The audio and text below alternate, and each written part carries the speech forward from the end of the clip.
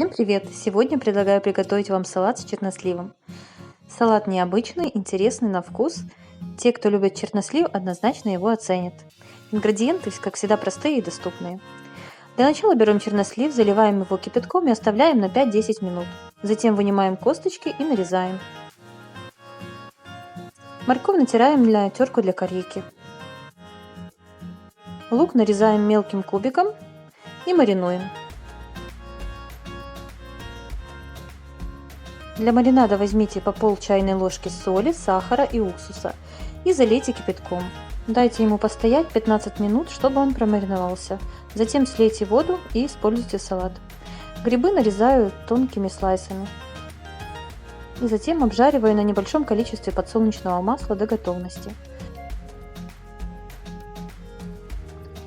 Куриное филе у меня отваренное, я его просто нарезаю. Можно его нарезать и обжарить, это по желанию. Затем в миске смешиваем все ингредиенты.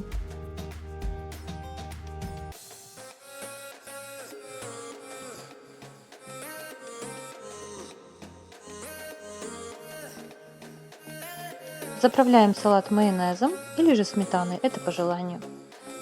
Солим по вкусу, можно поперчить также или добавить любимые специи, это тоже по желанию. Ну и даем салатику немножко настояться. Затем перекладываем в красивую тарелку, украшаем и подаем к столу. Салат получается очень интересный, даже моим деткам понравился. Так что рекомендую, приготовьте, попробуйте и сделайте свои выводы. Также обязательно подпишитесь на канал, чтобы не пропустить новые интересные рецепты.